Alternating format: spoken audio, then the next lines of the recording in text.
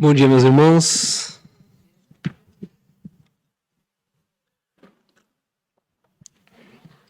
Vamos abrir nossas Bíblias em Filipenses, capítulo 3. Filipenses, capítulo 3. A gente vai ler o capítulo todo, tá? Filipenses, capítulo 3, versículo 1. Assim diz a palavra de Deus. Quanto ao mais, irmãos meus, alegrai-vos no Senhor. A mim não me desgosta e é segurança para vós que eu escreva as mesmas coisas. Acautelai-vos dos cães, acautelai-vos dos maus obreiros, acautelai-vos da falsa circuncisão, porque nós é que somos a circuncisão. Nós que amamos, nós que adoramos a Deus no Espírito e nos gloriamos em Cristo Jesus e não confiamos na carne. Bem que eu poderia confiar também na carne. Se qualquer outro pensa que pode confiar na carne, eu ainda mais. Circuncidado no 8º dia, da linhagem de Israel, da tribo de Benjamim, hebreus de hebreus. Quanto à lei, fariseu. Quanto ao zelo, perseguidor da igreja. Quanto à justiça que há na lei, irrepreensível. Mas o que para mim era lucro, isto considerei perda por causa de Cristo. Sim, deveras considero tudo como perda por causa da sublimidade do conhecimento de Cristo Jesus, meu Senhor, por amor do qual perdi todas as coisas. E as considero como refúgio para ganhar a Cristo e se achando nele, não tendo justiça própria, que procede da lei, senão a que é mediante a fé em Cristo, a justiça que procede de Deus, baseada na fé, para conhecer o poder da ressurreição e a comunhão dos seus sofrimentos, conformando-me com ele na sua morte, para que de algum modo alcançar a ressurreição dentre os mortos. Não que eu tenha já recebido ou tenha já obtido a perfeição, mas prossigo para conquistar aquilo o que eu também fui conquistado por Cristo. Irmãos, quanto a mim, não julgo havê-lo ter alcançado. Mas uma coisa faço, esquecendo-me das coisas que para trás ficam e avançando para as que estão diante de mim, prossigo para o alvo, para o prêmio da soberana vocação de Deus em Cristo Jesus. Todos, pois, que somos perfeitos, tenhamos esse sentimento. E se porventura pensais de outro modo, também isso Deus vos esclarecerá. Todavia, andemos de acordo com o que já alcançamos. Irmãos, sede imitadores meus, e observai os que andam segundo o modelo que tendes em nós. Pois muitos andam entre nós, nos quais repetidas vezes eu vos dizia, e agora digo, até chorando, que são inimigos da cruz de Cristo. O destino deles é a perdição, o Deus deles é o ventre. A glória deles está em sua infâmia, visto que só se preocupam com as coisas terrenas. Pois a nossa pátria está nos céus, de onde também aguardamos o Senhor, o Salvador, o Senhor Jesus Cristo, o qual transformará o nosso corpo de humilhação para ser igual ao corpo da sua glória, segundo a eficácia do poder que ele tem e de até subordinar a si todas as coisas. 4, versículo 1. Portanto, meus irmãos amados, muito saudosos, minha alegria e coroa, sim, amados, permanecei, deste modo, firmes no Senhor. Vamos orar? Senhor Deus, nós te louvamos, Pai. Nós te bendizemos. Nós iniciamos esse culto com louvor e adoração, dizendo quem tu és, glorificando o teu nome, e que nesse momento também possamos estar manifestando nosso mais profundo louvor a ti por meio da observação da tua palavra, Senhor. Nos dê entendimento dela, nos dê compreensão e que a gente possa encontrar aqui o teu próprio Filho, Pai. Em cada linha dessa escritura, Senhor, em cada palavra, a gente possa perceber a beleza da tua glória. Em nome de Jesus oramos. Amém. Muito bem. Eu quero que os irmãos imaginem agora um show de música. Eu lembro daquelas imagens dos Beatles antigamente, onde tinha aquela plateia frenética e eles apresentando. E essa imagem, ela repetidas vezes aparece por aí, de uma plateia frenética e o artista feliz, ou talvez não tanto. E aí fica a pergunta: por que o artista não está feliz? Qual que é o grande impulso do nosso coração, o que nos motiva, o que nos gera grande alegria? Porque o que a gente mais busca nessa vida? Talvez uma das respostas seja a ver com o nosso orgulho, talvez tenha a ver com o nosso próprio ego. Eu não estou falando aqui sobre uma questão espiritual, estou falando do homem natural. O que impulsiona o homem natural? Talvez a busca pelo poder, a busca pela fama. Mas é interessante que quando a gente observa essa imagem de um show, onde tem uma plateia admirando e tem um artista no palco sendo ovacionado, quem está feliz é a plateia. Não era para ser o contrário? Não era para ser esse momento de grande alegria e triunfo daquele que está sendo observado? Mas não. A alegria está em quem está observando. Isso talvez seja porque a nossa grande alegria não está em ser admirado, mas em admirar. Aí uma pergunta para a gente. Por que é tão comum hoje programas como, por exemplo, aqueles programas culinários de MasterChef? As pessoas maratonam esse momento onde tu admira pessoas fazendo a comida. Você poderia ir lá fazer a comida, ou você poderia ir no restaurante se alimentar, mas você tem prazer em assistir isso. Ou aqueles que têm prazer em assistir os esportes. A gente poderia fazer o esporte, mas você tem prazer em admirar o esporte. Ou aqueles que preferem assistir filmes ou séries, a gente prefere aqueles que têm personagens que são interessantes. O enredo pode ser perfeito, mas se o personagem não for interessante, parece que não move o nosso coração. Tem alguns filmes aí que eu gosto muito, como Gladiador, como o Coração Valente, Senhor dos Anéis. Todos eles têm personagens fortes. Imagino que cada um dos irmãos tem as suas preferências, mas todos eles têm isso. Tem a ver com a admiração de algumas virtudes, de algumas características desses personagens. A gente viu agora várias pessoas indo até Londres para ver o enterro da rainha. A gente vê pessoas se deslocando para ir ver pessoas. Por quê?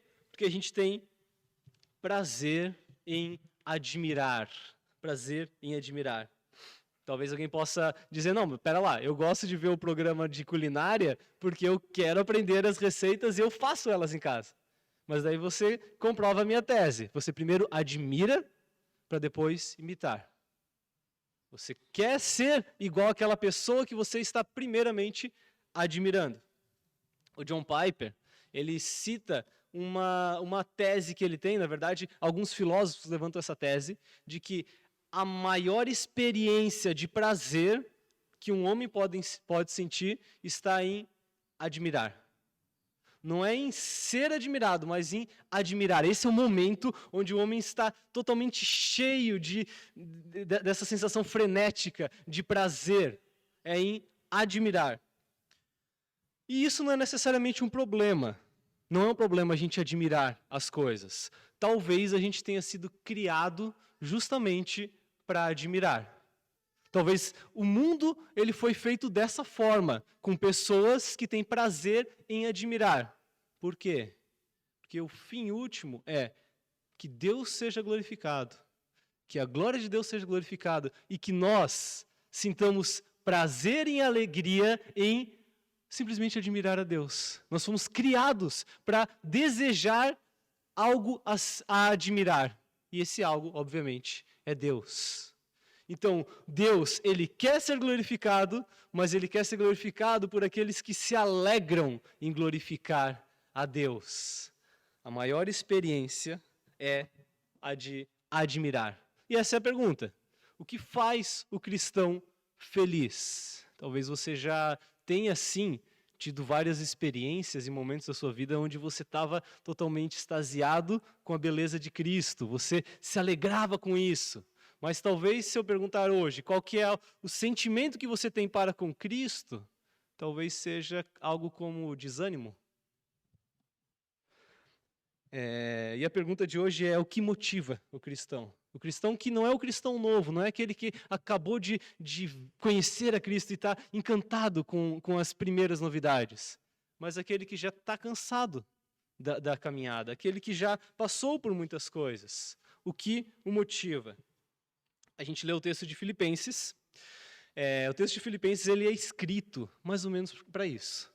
O texto de Filipenses ele fala muito sobre alegria, mas ao mesmo tempo ele fala muito sobre sofrimento, sobre perseguição. Paulo começa o texto falando sobre a situação dele. Ele está preso, mas ele encontra grande alegria. As pessoas que são contra ele estão, de alguma forma, anunciando Cristo e ele está alegre. Independente se eles estão fazendo isso por inveja, por ganância. Ele encontra em tudo alegria. Depois, Paulo vai lá e fala do grande exemplo que é Cristo e que a gente deve imitá-lo. Imitar o quê? Aquele que é Deus e se humilhou, se tornou homem dentre os homens. Ele é o servo, aquele que obedece a Deus até a morte, e morte de cruz. E então ele é glorificado, está sentado à destra de Deus. Então esse é o grande exemplo. E Paulo vai desenrolando essa ideia para que a gente seja imitador de Cristo. Tem um pedaço desse trecho que a gente leu, que ele fala sobre sede meus imitadores. Imitem também aqueles que fazem o mesmo que nós. Então Paulo está lidando com essas questões. Exemplos práticos que estão entre os apóstolos, entre os homens fiéis e Cristo como exemplo.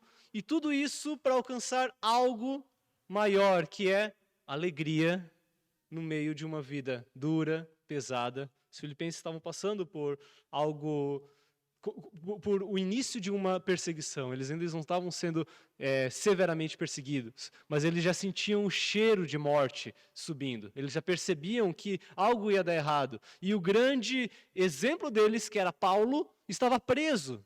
Então eles não tinham um futuro muito otimista. E aí a gente chega no nosso texto, que é o capítulo 3. Versículo 1. Quanto ao mais, irmãos, alegrem-se no Senhor. Ele bate nessa tecla vários momentos dessa carta.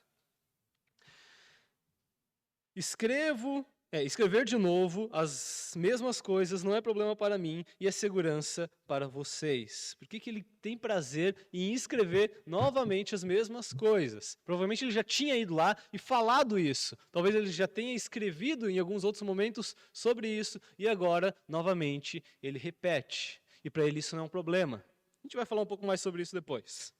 Continuando.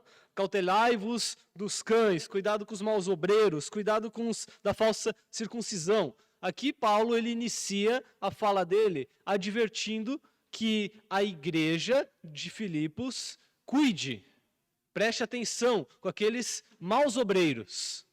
E ele vai tratar de dois grandes problemas que existem lá.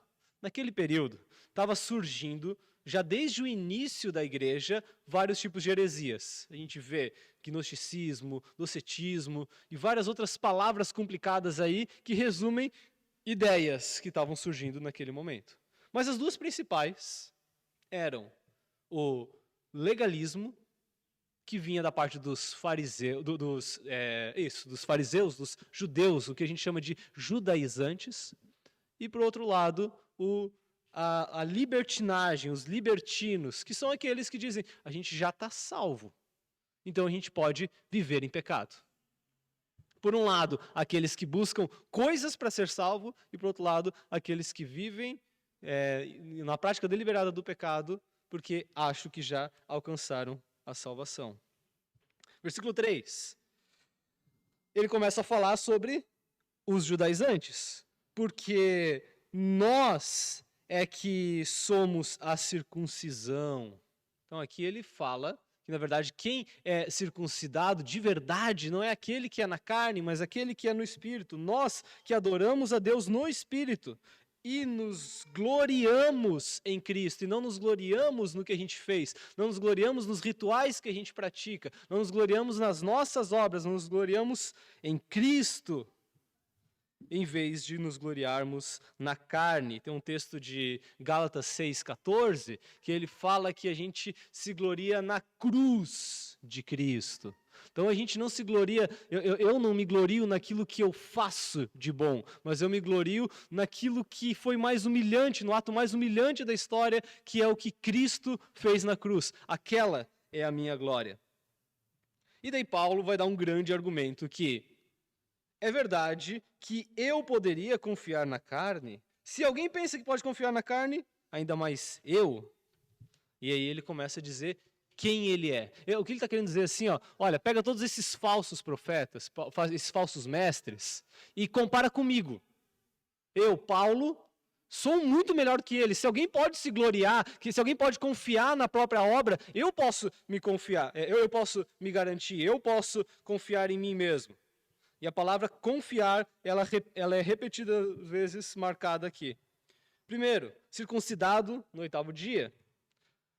Sou da linhagem de Israel, da tribo de Benjamim, hebreu de hebreus. Ele está mostrando o pedigree dele. Ele já desde o início cumpriu todos os rituais corretamente. Ele é um judeu natural, ele não é um gentil convertido. Ele nasce lá dentro de Israel, ele nasce da tribo, ele sabe qual que é a tribo dele, a tribo de Benjamim. Talvez ele recebe o nome de um antecedente dele, que é o rei Saul, que é também da tribo de Benjamim. Saulo, que é o nome dele em hebreu, né? Quanto à lei, quanto à prática, quanto às minhas obras, eu sou fariseu. E aqui ele não está depreciando, aqui não é um problema ser fariseu. Fariseu era de todas as seitas aquela que levava mais a sério a lei e as tradições. Então ele era um homem dedicado. Quer ver quão dedicado que eu era? Quanto ao zelo, perseguidor da igreja. Eu buscava a glória de Deus, perseguindo todos os que falavam algo diferente da lei e da tradição que eu creio. Quanto à justiça da lei, irrepreensível. Então aqui Paulo coloca ele como aquela pessoa que pode vir qualquer um em volta dele e procurar pecados e transgressões da lei, ele é irrepreensível. E aqui ele já se acusa, já mostra qual que era o principal dos pecados dele, que era confiar nele mesmo. Continuação. Mas o que para mim era lucro, isso considerei perda por causa de Cristo. O grande pecado dele era confiar nele mesmo, era justiça própria. Mas ele considera tudo como perda. E esse é o chamado de Cristo. O chamado de Cristo é largar tudo, abandonar tudo. A gente percebe isso já nos primeiros chamados dos discípulos. Tem um momento onde Levi está sentado na coletoria, ele é um publicano, ele é aquele que cobra impostos. Jesus passa rapidamente e diz, segue-me. Ele larga tudo e segue. E termina o texto. Se a gente for em todos os evangelhos, o texto é curto. Ele é simplesmente, Jesus passa, diz, segue-me, ele larga tudo e segue. E esse padrão ele acontece várias vezes no Evangelho. Pessoas que eram pecadoras, pessoas que eram repugnantes aos olhos dos religiosos da época, eles abandonam seus pecados e seguem a Cristo. Deixam seus pecados para trás e seguem a Cristo. A gente vê um outro tipo de pessoa que é ilustrado com um jovem rico, por exemplo, que além dos seus pecados, ele tinha outras coisas, que eram as riquezas. E daí ele vai lá e se dispõe a querer saber mais, a querer seguir a Cristo, e quando Cristo diz, ok, você precisa vender tudo que você tem, tirar todas as coisas que estão acima de mim, todas as coisas que estão na frente de Cristo, todas as coisas que o teu coração ama mais do que a mim mesmo, tira isso, tira as suas riquezas, e daí me segue.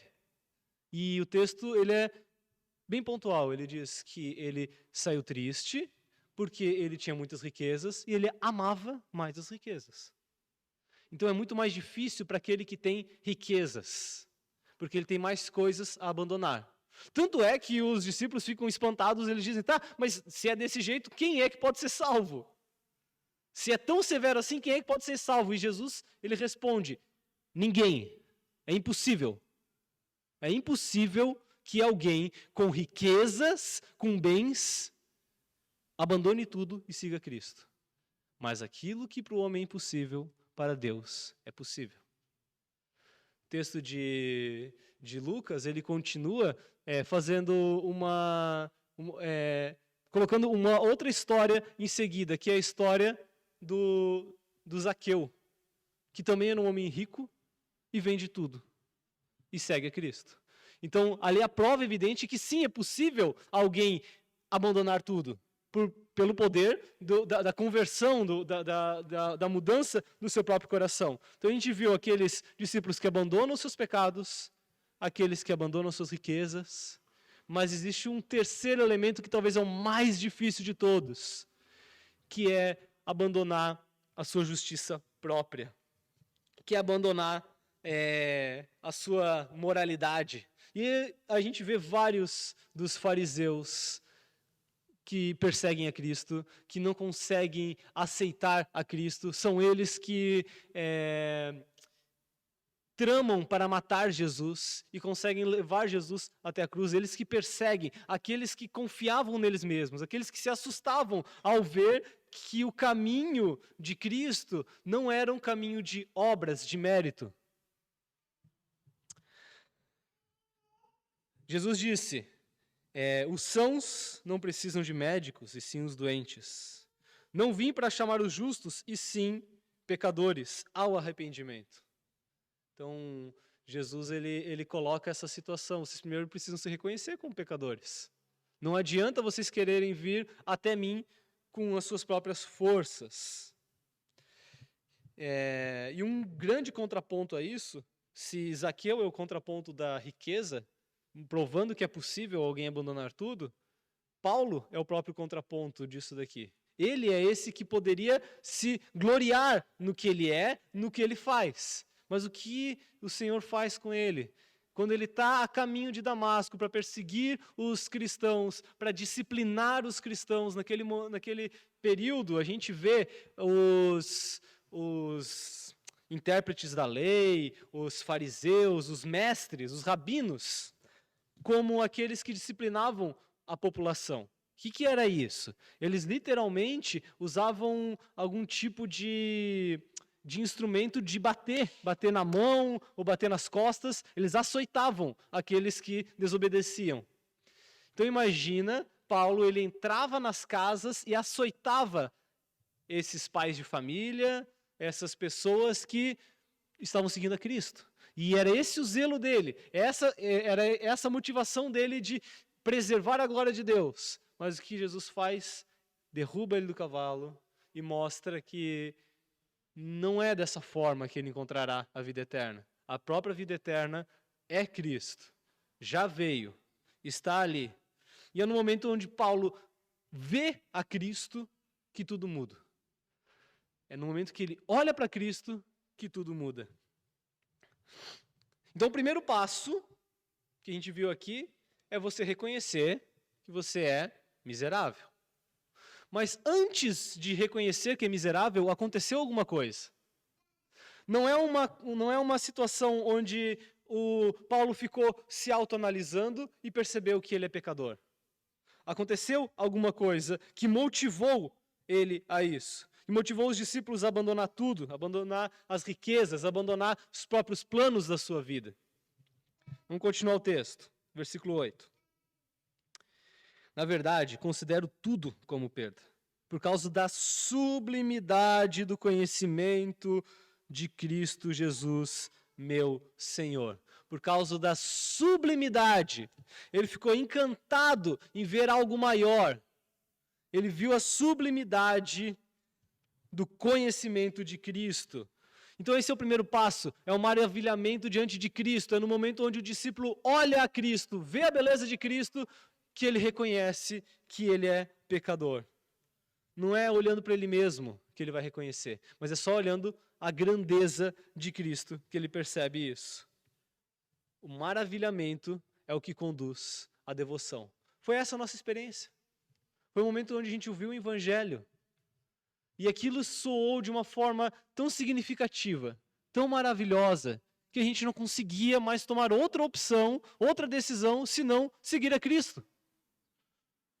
Aquele que consegue enxergar a Cristo, ele não tem mais escolha, ele segue, ele simplesmente segue. Ninguém consegue resistir a tamanha graça. Cristo, ele é tão atraente que ninguém consegue resistir à beleza dele. Todos o seguem.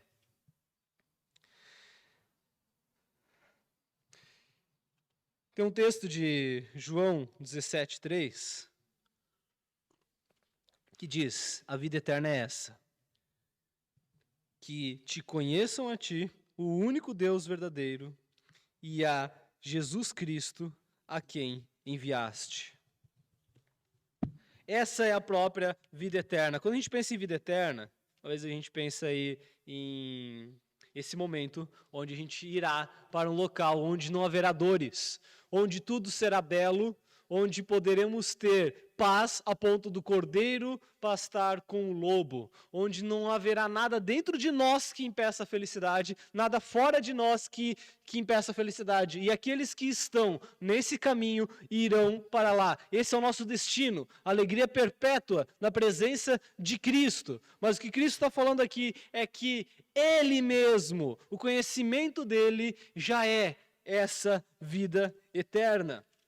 Quero ler um texto para vocês, em Apocalipse capítulo 5. O que acontece aqui é que existe um livro escrito por dentro e por fora, selado com 7 selos. E daí um anjo forte vem e levanta e pergunta: quem é digno? Quem é digno de desatar os selos, de abrir esse livro? E não foi encontrado ninguém na terra e ninguém nos céus que fosse digno de desatar os selos. Ninguém aqui nessa sala é digno de abrir aquele livro. Nem os maiores cristãos da história são dignos de abrir aquele livro. Nem o maior dos anjos é digno de abrir aquele livro. E João chorava. Ele chorava porque ele percebeu que não tinha ninguém que era digno. Não existe nada neste mundo que é digno de abrir o livro. E de repente, os 4 anciões dizem: calma, porque o cordeiro que venceu, ele é digno de abrir o livro. Então ele vê o cordeiro que foi morto, o cordeiro imolado, e este abre o livro. E o que acontece? Tudo começa a glorificar o nome dele. Os 4 anciões começam a louvar a ele. E depois, miríades de miríades, milhares e milhares de anjos se prostram e louvam a ele. Porque nada consegue resistir à glória dele. Todos os que se encontram diante dele se prostram e o louvam, e se alegram em contemplar a maior beleza que existe. Eu não vou ler o texto de Apocalipse 5, fica anotado aí se vocês quiserem explorar esse texto, mas é interessante que ele fala que esse é o cordeiro que foi morto e ele é o leão. Ele é essas duas coisas. É interessante a gente pensar nisso, porque a gente pode pensar num Deus, num Cristo, que ele é o leão forte, corajoso, rei, triunfante, ou naquele que é o cordeiro morto, frágil, humilde, submisso. Mas ele é essas duas coisas ao mesmo tempo. Ele é leão e ele é cordeiro. Ele é a máxima beleza que a gente consegue ter neste mundo, nos céus e na terra. Ele é o resplendor da glória do Pai, a exata expressão do seu divino ser. Sustenta todas as coisas por meio da palavra do seu poder. É o que fala em Hebreus 1, versículo 3 e 4. depois de ter feito a purificação dos pecados, se assentou à direita na majestade, nas alturas, tendo se tornado tão superior aos anjos que herdou tão excelente nome do que eles. A gente vê tantos e tantos momentos nas Escrituras que o evangelista, o apóstolo, ele para a sua argumentação e começa a louvar aquele que é o grande motivo de alegria, que é a grande razão da nossa existência, que é Cristo. Quero ler mais um com vocês, que é Colossenses 1. Vou tentar ler sem cantar. Este é a imagem do Deus invisível, o primogênito de toda a criação. No versículo 15. Versículo 16 do capítulo 1. Pois nele foram criadas todas as coisas, nos céus e na terra, as visíveis e as invisíveis, sejam tronos, sejam soberanias, quer principados, quer potestades.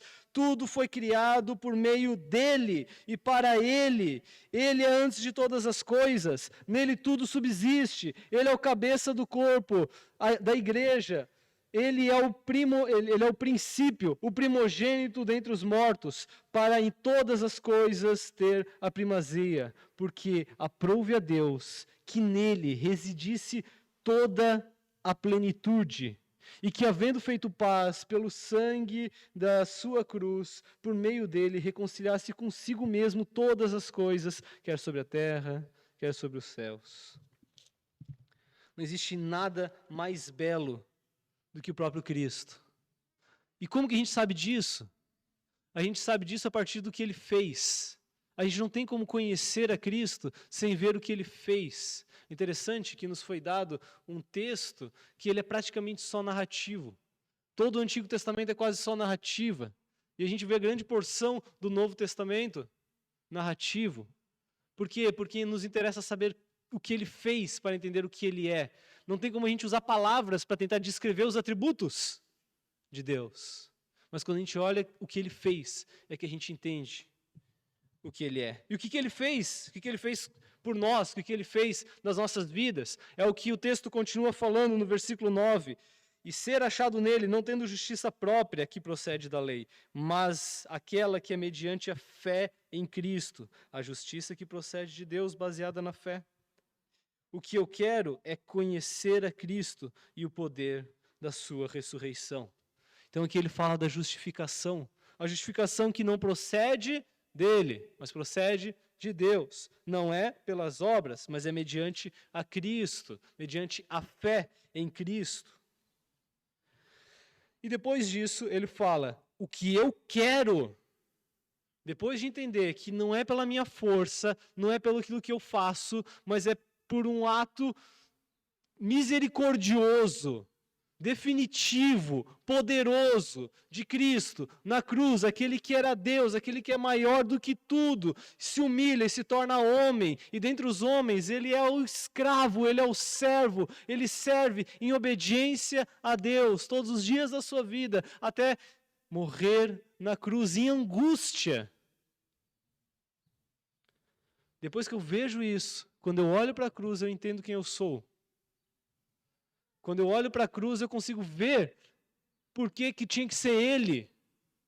E não podia ser eu para resolver essa questão toda. É só Ele que pode resolver. Eu percebo a profundidade do meu pecado, eu percebo também a beleza de Cristo, o amor de Cristo, a grandeza de Cristo. E o que eu faço?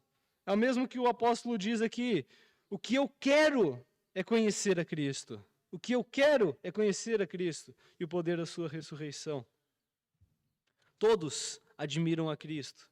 Quando Simeão ele vê Cristo, bebezinho, ele estava na frente do templo, e daí Cristo vai ser apresentado lá no templo, e ele pega aquele bebê no colo e diz, agora eu posso partir, porque os meus olhos já contemplaram a salvação que vem de Deus. Eu já vi a coisa mais bela de todas. Ele é o tesouro escondido. Lembra daquela parábola do tesouro escondido? Que o homem vende tudo que tem para conseguir comprar aquela terra onde tem um tesouro escondido. Ele é o maior tesouro, tesouro de maior valor. O problema é que a gente passou a nossa vida toda passando na frente desse grande tesouro e a gente não percebe. Mas ele estava ali, ele já veio ao mundo. Esse grande tesouro está, mas a gente não vê, e não vê por quê. 2 Coríntios fala, 2 Coríntios 4, capítulo 4, versículo 4. O Deus desse século cegou os homens para não verem o quê? A glória de Cristo. O Deus desse século cegou os homens para que eles não vejam a glória de Cristo. É glorioso, é majestoso. É aquela riqueza brilhante que é impossível que ninguém veja, a não ser que estejam cegos. E é só por isso que as pessoas todas não vão para Cristo. Que a beleza dele é irresistível. Mas nós fomos iluminados. Iluminados como? Por meio da pregação do Evangelho. E aí está o grande poder do Evangelho. O poder que cura olhos. Porque o Evangelho não é simplesmente trazer luz aos olhos das pessoas, mas também ele produz algo nos nossos olhos, que é a cura. Nada adianta eu ter o ambiente iluminado para que eu possa ver e não ter os olhos para ver. Então o Evangelho ele traz essas duas coisas. Ele ilumina, mas ele também cura os olhos. Ele fala as verdades, mas ele também cura os ouvidos. E esse processo de cura é um processo sobrenatural feito por meio do Espírito Santo no nosso coração. Olha só o versículos 5 e 6 de 2 Coríntios 4. Porque não pregamos a nós mesmos, mas a Cristo Jesus como Salvador, e nós mesmos como servos por Cristo, por amor de Cristo.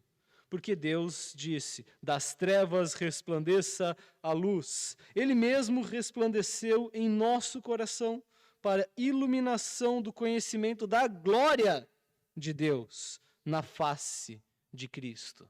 A gente consegue ver a glória de Deus na face de Cristo. Tem um momento que os discípulos dizem, Senhor, mostra-nos o Pai, que não deve ter nada mais grandioso do que ver o próprio Deus, Pai. E ele diz, quem vê a mim, vê o Pai. Por que vocês estão pedindo para ver o Pai? Quem vê a mim, vê o Pai. A glória de Deus está, todo o resplendor de Deus está em Cristo. Ele é o resplendor da glória do Pai. É interessante, então, a gente parar agora e pensar o que levou esses discípulos a seguirem a Cristo. A gente percebeu que eles abandonam tudo que eles têm, eles se arrependem, confessam seus pecados, mas o que levou eles a tomar essa atitude foi a admiração a Cristo. Isso tem tudo a ver com fé. É a fé que traz esse impulso. Talvez a admiração seja um elemento dessa fé. Quem crê, admira. E é esse elemento da admiração que está pontuado em vários momentos nas Escrituras. E eu quero trazer um grande exemplo para vocês, que é o exemplo do chamado inicial dos discípulos. Ele está lá em Lucas capítulo 5, versículo 7. Na verdade, desde o início do capítulo 5, mas eu quero ler só esse trecho aqui, o resto eu vou resumir em palavras. O que acontece é que Jesus ele chega na margem do Mar da Galileia, ele pede que Pedro, que está lavando as suas redes, que acabou o seu tempo de pescaria, pede que ele leve Jesus até o mar para que ele possa falar com a multidão. Não existia o púlpito e não existia o microfone na época. Como que eles falavam? Ele ia num barco, na beira do mar, e ele falava com a multidão para que todos pudessem ver e ouvi-lo. Mas em determinado momento, depois que ele explicou um pouco sobre o seu evangelho, apresentou o reino, ele diz, agora Pedro, vamos pescar. Não, Senhor, não tem como. Não tem como lançar rede ao mar se a gente está até agora lançando e nada a gente pega. Mas daí, por respeito a Cristo, Pedro lança a rede. E vocês sabem a história. Eles tentam puxar e não conseguem. Parece que o barco já está quase afundando. E eles chamam o barco do lado. E é o que a gente já está vendo aqui no versículo 7. Então eles fizeram sinais para os companheiros do outro barco para que fossem ajudá-los. E foram e encheram ambos os barcos a ponto de quase afundarem. Vendo isso, Pedro prostrou-se aos pés de Cristo, dizendo, Senhor, afasta-se de mim, porque eu sou pecador. A resposta de Pedro é se prostrar e reconhecer que ele é pecador. Eu não sou digno de ficar na tua presença. Pois, olha só, agora ele vai falar o que aconteceu antes. Pois, à vista da pesca que fizeram, a admiração se apoderou dele e de todos os seus companheiros, bem como Tiago e João, os filhos de Zebedeus, que eram seus sócios. Então, eles admiraram a Cristo. E quando eles admiraram a Cristo, eles se prostram e reconhecem que são pecadores. Primeiro, a gente vê a glória de Cristo. E a nossa resposta é simplesmente reconhecer: Senhor, eu sou miserável. É o que acontece com Isaías. Quando ele vê a glória de Cristo, ele diz: Senhor, sai de perto de mim, porque eu não sou digno de estar na tua presença. Eu sou de um povo de língua impura, atos impuros. Eu sou indigno de estar na tua presença. Não é a autorreflexão. Não adianta a gente ficar simplesmente meditando e percebendo as mazelas do nosso coração. É quando a gente olha para Cristo que tudo faz sentido e que a gente percebe quem nós somos, percebemos quem Ele é. E daí Jesus continua: não tenha medo, de agora em diante você será pescador de homens, pescador de gente. E arrastando os barcos na praia, deixando tudo, o seguiram. Os outros evangelhos falam de um convite: venha, siga-me, torne-se pescador de homens, eu vos farei pescador de homens. Então, Jesus ele dá uma ordem de seguir, e eles não conseguem resistir a essa ordem, e ele faz uma promessa: eu vos tornarei pescador de homens. Não é vocês que vão se transformar, não é que vocês que agora vão ter que se esforçar e fazer as coisas, eu vos tornarei pescador de homens. E não é o discípulo que escolhe quem ele vai ser, é o próprio Senhor que determina: você será isso. Porque eu te criei e eu sei o que te fará sentido, o que te fará feliz, o que te fará pleno. Não é você que consegue descobrir o sentido da sua vida, não é você que consegue entender qual que é o melhor rumo da sua vida. É Ele. É Ele que determina. É interessante que Ele não dá liberdade para os discípulos. Ele não chama eles para a liberdade de agora eles poderem escolher quem eles são. Ele determina também quem eles são. Então eles admiram, se arrependem e seguem. Mas daí a grande pergunta é: será que isso não é só para o início? Será que isso não é só o momento onde a gente ouve o evangelho e a gente fica encantado, e a gente fica empolgado, apaixonado por Cristo? Depois de uma caminhada longa, depois de feridas, depois que a gente já está acostumado com certas verdades. Talvez dá para fazer ilustração com o próprio casamento. Aquela paixão inicial de quem está namorando, de quem está se conhecendo, que o coração bate forte, a gente percebe defeitos, mas os defeitos são mínimos diante das belezas que a gente está vendo. Os defeitos, eles são pequenos, e a gente percebe que essa pessoa é tão perfeita, tão amada, que eu sei que ela tem defeitos, mas é ela que me faz feliz. Isso é muito maior do que tudo. E daí a gente vai conhecendo a pessoa, quando casa, e vocês sabem o resto da história. E daí a gente tem dois rumos: ou a gente simplesmente vai morrendo dessa relação, ou a gente começa a aprender a admirar. Antes era êxtase da paixão, mas depois a gente começa a aprender a admirar belezas que tem no cônjuge, belezas e virtudes que são aquelas que nos sustentam, são aquelas que geram esse amadurecimento. E é mais ou menos o que acontece com a nossa relação com Cristo também. No começo, quando você está cego, quando você não vê nada, é como quando você está dormindo na cama e daí vem alguém, liga a luz. E daí você só vê uma luz, você não consegue identificar nada, só vê brilho. Então tudo é maravilhoso, mas nada você enxerga direito. Depois os seus olhos vão acostumando e você vai amadurecendo, identificando as realidades. A luz do Evangelho, ela ilumina a glória de Deus. E daí o texto continua.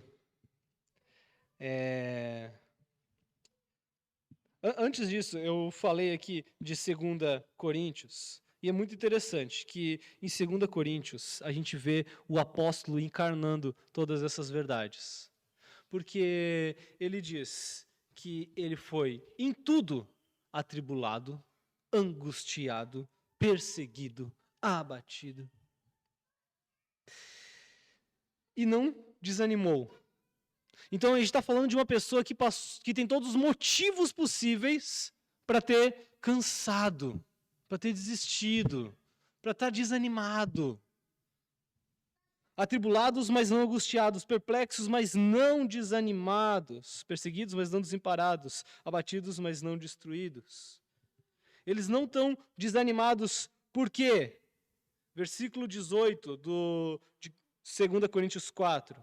Não atentando nós nas coisas que se veem, mas nas coisas que não se veem, porque as que se veem são temporais, mas as que não se veem são eternas. E mais adiante, no capítulo 5, ele fala que ele está constrangido pelo amor de Cristo. O amor de Cristo o constrange. É olhando para o amor de Cristo, olhando para a pessoa de Cristo, que ele é impulsionado a agir, a continuar agindo. E é isso que tem impulsionado tantos crentes durante toda a história. Foi isso que impulsionou os apóstolos. Foi isso que impulsiona até hoje tantas pessoas em nossa volta a seguir profundamente a Cristo, apesar de qualquer coisa que eles possam estar passando. O problema é que hoje a gente fala muito de nós mesmos. O problema é que hoje a gente está muito interessado em nós mesmos. Mas quando a gente se agrada da presença de Cristo, quando Ele é o nosso maior bem, nós mesmos já não importa mais. E é interessante que eu já perco aquele fardo de buscar a minha felicidade. Às vezes a gente passa a vida se esforçando para encontrar algum tipo de felicidade. Mas quando eu contemplo a Cristo, encontro alegria nele, eu já não preciso mais me esforçar para encontrar a felicidade, porque eu já tenho toda a riqueza nele. E aí fica a pergunta para vocês, quanto que a gente tem admirado a Cristo?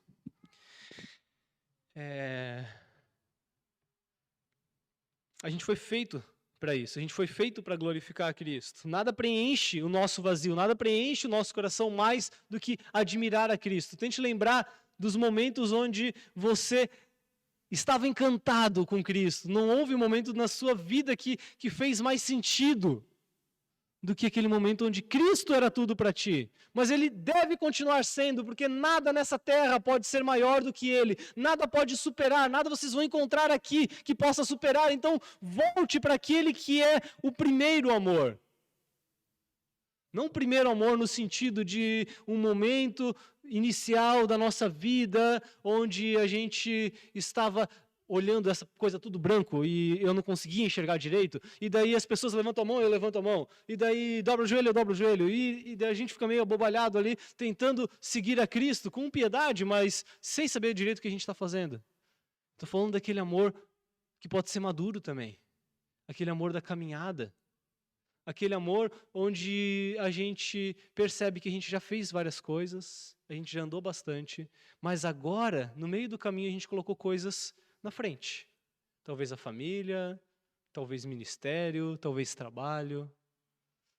Tira essas coisas e coloca Cristo na frente. Aí sim eu vou poder me alegrar com a família, me alegrar com o trabalho e com todas as outras coisas. Porque minha esperança de alegria não estão nessas coisas, mas em Cristo. E por fim, talvez a resposta de um dos grandes motivos da gente não conseguir admirar a Cristo é que Cristo não é só o leão, ele também é o cordeiro. E esse é o problema que aparece aqui em Filipenses. Tomar parte nos sofrimentos de Cristo, a continuação do texto que a gente estava lendo. Tomar parte nos seus sofrimentos e me tornar como ele na sua morte, para que, de algum modo, alcançar a ressurreição dentre os mortos. Então ele diz, basicamente, que ele deseja fazer parte dos sofrimentos de Cristo, fazer parte da morte de Cristo. Isso não faz muito sentido para a gente, desejar esse tipo de coisa. Por quê? Porque a gente quer ser aquilo que a gente admira. E é isso que a gente leu no início do culto. Eles adoravam a ídolos que são belos aos olhos deles, são feitos de ouro e prata, mas têm olhos, mas não veem, ouvidos, não ouvem. E aqueles que adoram se tornam igual a eles. Eles se tornam cegos, mudos, surdos, não conseguem apalpar, perdem os seus sentidos. Porque a gente se torna parecido com aquilo que a gente admira. E a gente quer sim admirar a beleza do poder de Cristo, mas dificilmente a gente admira a parte do Cordeiro que foi morto. E a grande exortação que Paulo traz aqui no versículo 17 do capítulo 3 de Filipenses é: irmãos, sede meus imitadores, observai os que vivem segundo o exemplo que temos dado a vocês, pois muito ando entre vós, os quais repetidas vezes eu lhes dizia, e agora digo até chorando, que são inimigos da cruz de Cristo. O destino deles é a perdição, o Deus deles é o ventre. A glória deles está naquilo que deviam se envergonhar, visto que só pensam nas coisas terrenas. Percebe que a gente leu o texto de Pedro antes, onde o Senhor diz, segue-me, e dele segue. A partir de lá, Jesus começa o seu grande ministério na região da Galileia, e daí Pedro percebe que ele é o próprio Deus, ele vai percebendo esse homem poderoso que é Jesus. Ele percebe também nas palavras, a ponto de que tem um momento onde Jesus começa a ser bem severo com seus discípulos, muitos deles vão embora, e Pedro é um daqueles que diz, para onde iremos? Só tu tens palavra de vida eterna. Então ele reconhecia que o sublime bem estava em Cristo. Até que chega num grande momento, que é a virada de todos os evangelhos. Pode perceber, o evangelho ele mostra quem Cristo é, de acordo com seus atos de cura, exorcismos e palavras. E daí a grande virada é o momento onde Pedro diz que ele é o Cristo, o Filho de Deus. Todos os evangelhos vão até aí. A partir de então, Jesus começa a falar do seu sofrimento e começa a caminhar para Jerusalém. Finaliza com o momento da crucificação e ressurreição. Então a grande virada de chave é o momento onde um dos discípulos diz, tu és o Cristo, o Filho de Deus, e Jesus diz, muito bem, não foi homem que te revelou, mas foi o próprio Deus que revelou, porque cabe a mim ter que sofrer, e daí ele começa a falar de tudo que ele vai ter que passar, até ser morto na cruz. E daí Pedro, aquele que é o grande defensor de Jesus, aquele que é a pedra, vai lá e se torna pedra de tropeço, falando que não, Senhor, eu não vou permitir que isso aconteça, eu vou te defender, porque eu amo o meu leão, o meu rei, mas ele não ama o servo sofredor, ele não ama o cordeiro que foi imolado. E o que Jesus diz?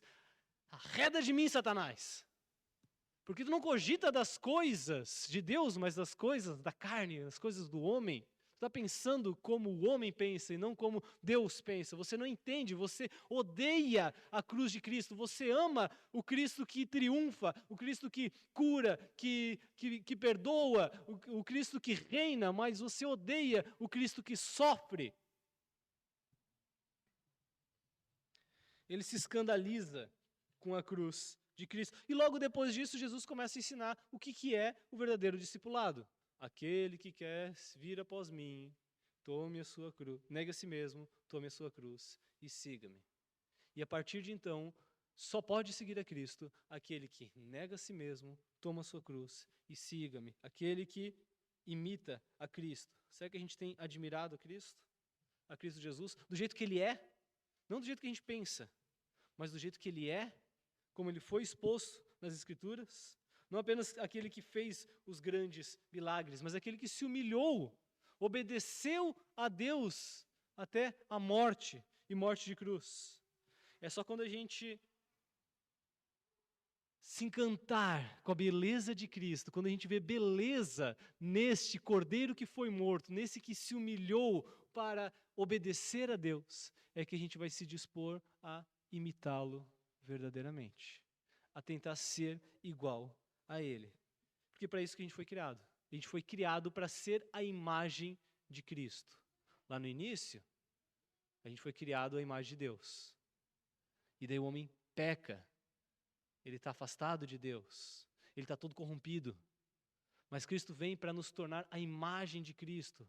Lá em Romanos 8 diz que ele nos predestinou para justificar-nos? Não. Para nos livrar da ira? Não. Mas para sermos a imagem do Filho de Deus. É para isso que ele nos predestinou. Isso que é viver de modo digno da vocação que fomos chamados. É imitar Cristo. É seguir o exemplo de Cristo. É por isso que Paulo, no capítulo anterior, falou do grande exemplo de Cristo.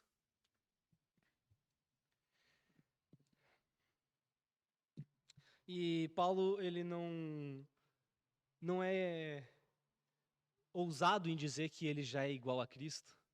E essa é a continuação. A gente não vai ler todo o texto aqui por causa do nosso horário, mas ele diz, não que eu tenha alcançado, não que eu tenha recebido ou alcançado, duas coisas. Ele não recebeu isso, não veio assim, foi justificado e se tornou santo, e ele também não alcançou.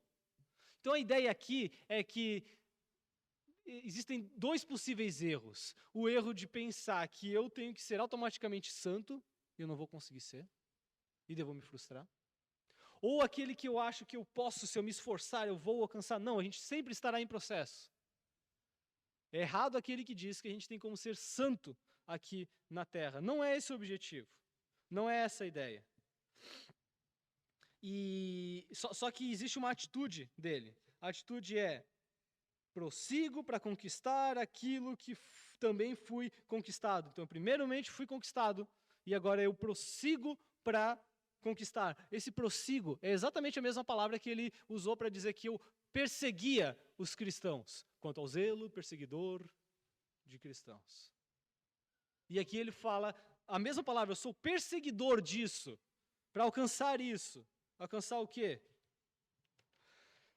Irmãos, quanto a mim, não julgo tê-lo alcançado, mas uma coisa faço, esquecendo das coisas que para trás ficam, avançando para as que estão diante de mim, prossigo para o alvo, para a soberana vocação de Cristo Jesus, que é a própria vida eterna, que é o conhecer a Cristo, que é o ser a imagem de Cristo.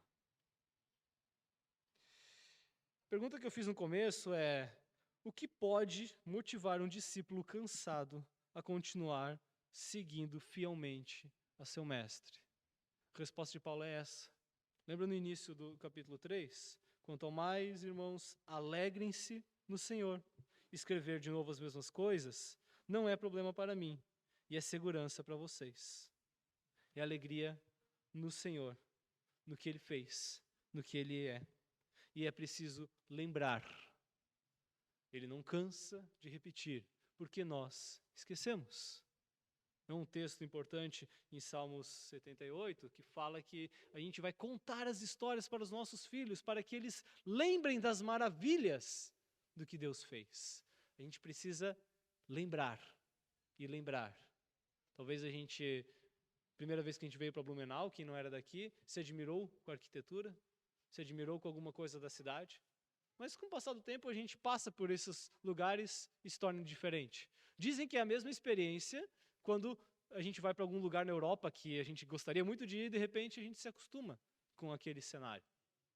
O cenário continua maravilhoso, mas a gente se acostuma. Porque a gente se acostuma com coisas belas. E nesse caso, nesse exemplo que eu dei, é possível que você não esteja totalmente errado, porque existem vários outros lugares belos no mundo que você não precisa se apegar a apenas um. Mas, quanto a Deus, não há nada mais belo do que Deus. E que Deus nos livre de nos acostumarmos com a riqueza do Evangelho. Algumas perguntas para a gente finalizar. Quando foi a última vez que você contemplou a beleza de Cristo? A beleza de Cristo nas Escrituras, a beleza de Cristo nas canções, na vida dos seus irmãos, na sua própria vida? Quando foi a última vez que você usou um tempo de oração para dizer quem Ele é, falar das belezas dEle, louvar a Ele, falar das grandezas dEle? Não se amolde a esse mundo. Pare de buscar sempre uma novidade uma nova motivação, um novo estímulo. Vá para Cristo. Não existe nada mais magnífico. O maior motivo de prazer neste mundo é glorificar a Cristo. A gente foi criado para isso. E é só assim que a gente vai ter sentido na nossa vida, alegria na nossa vida, e é só assim que a gente vai buscar ser imitador de Cristo. Vamos orar? Senhor Deus, nós te louvamos, porque tu enviaste o teu Filho amado para que a gente possa ter um vislumbre da tua glória que está manifesta em toda a criação. Podemos ver como tu és grandioso em toda a criação. Mas, Senhor, é quando olhamos para Cristo que encontramos a maior de todas as belezas, Pai. Não nos deixe, Senhor, não permita, Pai, que venhamos estar nos distraindo com outras belezas, buscando outras coisas, Senhor, ou simplesmente sofrendo angústias e tristezas, porque não temos as coisas que queremos, porque estamos passando por grandes dificuldades e não conseguimos encontrar nenhum motivo sequer de alegria aqui. Senhor, Tu já enviaste o Teu próprio Filho, Pai, que a gente possa ver a beleza de Cristo, que a gente possa nos lembrar disso na palavra, Senhor, que a gente possa estar encorajando os nossos irmãos a lembrar das belezas de Cristo e que esse seja o grande motivador da nossa atitude, de querer ser mais parecido com Teu Filho amado. Nos ajude, faça essa obra no nosso coração. Em nome de Jesus oramos. Amém. Bem, irmãos, está finalizado o nosso culto.